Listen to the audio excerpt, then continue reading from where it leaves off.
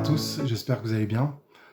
Alors ça fait un petit moment que je médite sur la fidélité. D'ailleurs c'est un sujet que j'ai déjà eu l'occasion de partager avec vous lors d'une de mes méditations. Mais aujourd'hui j'avais envie de partager avec vous une réflexion que je me suis faite la semaine dernière en me posant cette question, c'est quelle est la priorité de ma vie? Et pour être clair directement, dans ce que je vais dire aujourd'hui, je ne vais émettre aucun jugement, je ne vise personne. Je pense que chacun est libre de faire, de dire et ou de penser ce qu'il veut.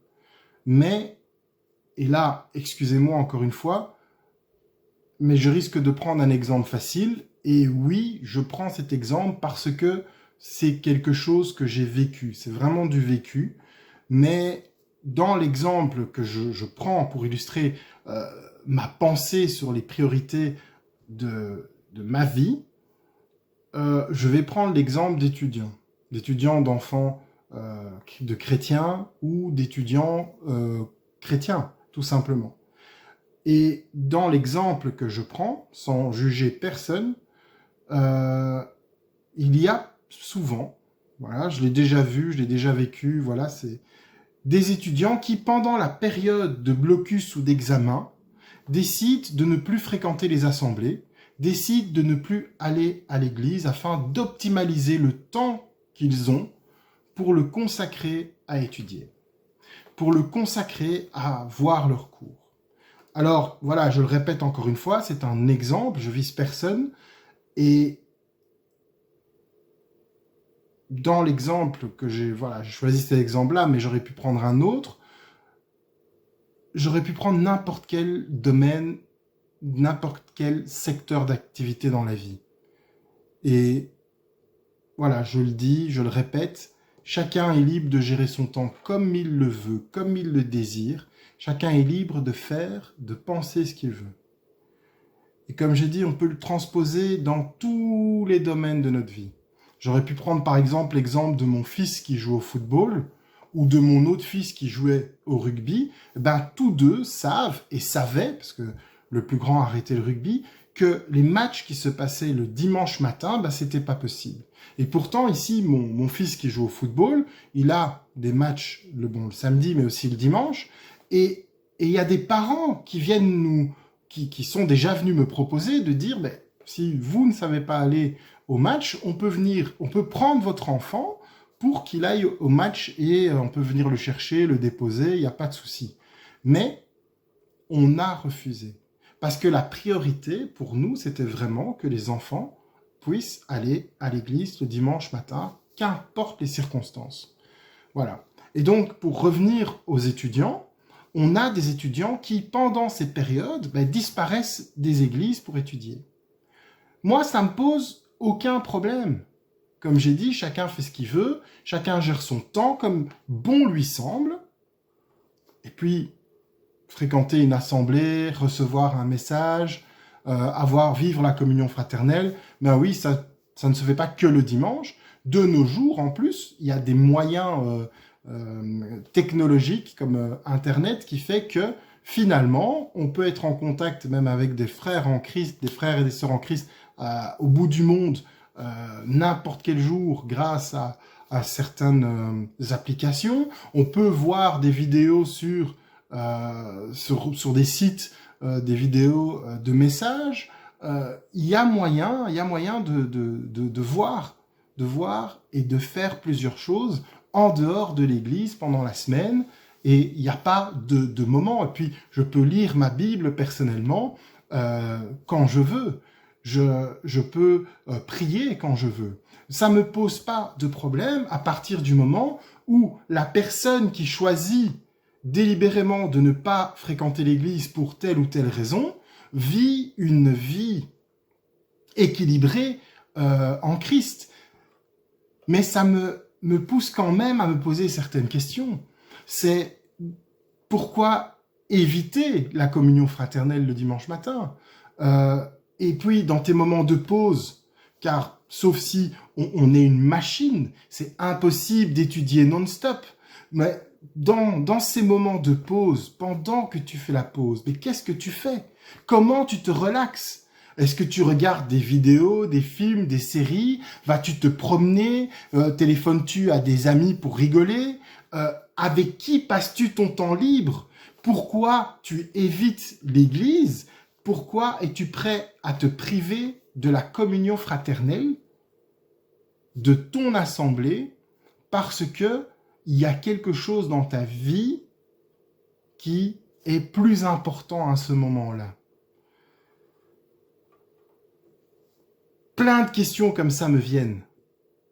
Vous savez, juste pour la communion fraternelle, je sais qu'il y a beaucoup de jeunes, et parfois même des moins jeunes, des personnes plus âgées, qui ne se retrouvent pas dans leur assemblée pour X ou Y raison, à cause des enseignements, à cause de la louange, à cause des gens, à cause de n'importe quoi.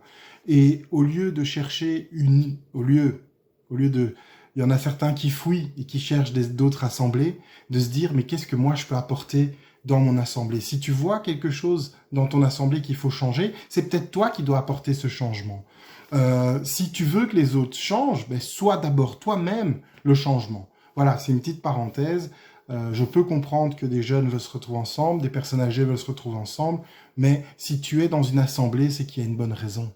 Et au lieu de chercher des gens comme toi, regarde tes frères et tes sœurs dans leurs différences, qu'est-ce qu'ils peuvent t'apporter, mais peut-être aussi que toi, tu as quelque chose à leur apporter.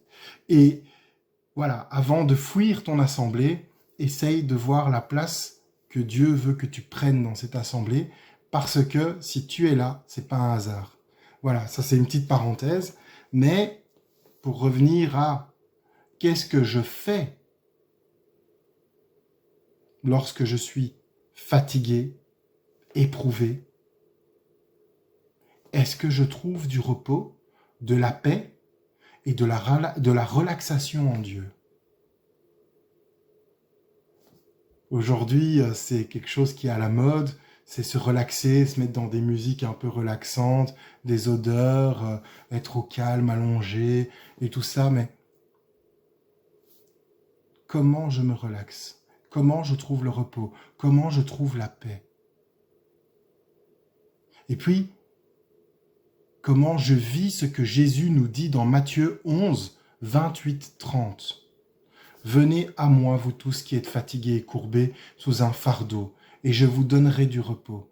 Acceptez mes exigences et laissez-vous instruire par moi, car je suis doux et humble de cœur, et vous trouverez le repos pour votre âme. En effet, mes exigences sont bonnes et mon fardeau léger. Quand je lis ça, pendant ces périodes où justement on peut être accablé par le travail, par l'école, par les études, c'est comment je peux me reposer en Christ? Est-ce que je me suis approprié cette parole? Est-ce que je vis et je crois cette parole? Et au lieu de faire mon planning en mettant des séries pour me reposer, pour me changer les idées, est-ce que c'est Dieu que j'ai mis dans mon planning pour justement pouvoir gérer mes études et puis passer du temps avec Dieu? Est-ce que quand j'ai beaucoup de travail, est-ce que je rentre fatigué et je me dis tant pis, je vais me mettre devant un bon film à la télévision et ça va me relaxer, ça va me faire penser à autre chose? Ou est-ce que je plonge dans la parole de Dieu pour essayer, pour trouver du réconfort, pour trouver du repos, pour trouver la paix?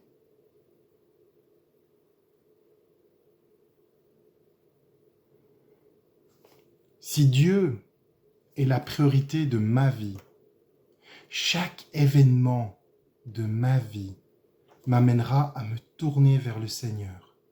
L'amour que j'ai pour mon Père céleste me donnera envie de partager avec lui tout ce qui se passe dans ma vie. Que ce soit bien, que ce soit pas bien, que ce soit difficile, que ce soit joyeux, j'aurai envie de partager avec lui. La confiance que j'ai en l'Éternel me guidera inévitablement vers lui. Que je sois dans le doute, la tristesse, la joie, l'abondance, la détresse, la fatigue, l'euphorie. Et je peux encore en dire, hein. Notre Père éternel veut vivre tout avec nous. Il veut participer activement dans notre vie. Il veut qu'on vienne vers lui, sans nous forcer, parce que lui, il n'a pas envie de nous imposer. J'aime bien parce que ma femme dit toujours, ah, Christ, c'est un gentleman. Il ne force personne. Il propose, tu dis non, et ben il part. Dieu ne veut pas s'imposer de force dans notre vie, mais il veut participer activement à notre vie. Il veut être présent dans les bons et les mauvais moments. Tu as besoin du repos? Viens, je suis là. Je vais te donner ce repos. Tu as besoin de te protéger du soleil? Ben, viens, je vais couvrir ta tête afin que tu ne sois pas brûlé par le soleil. Tu es dans la joie et tu participes à un moment de fête, mais je suis là avec toi pour la fête. Mais est-ce que j'ai assez confiance en lui pour tout vivre avec Dieu? Est-ce que je l'aime assez pour qu'il devienne mon tout?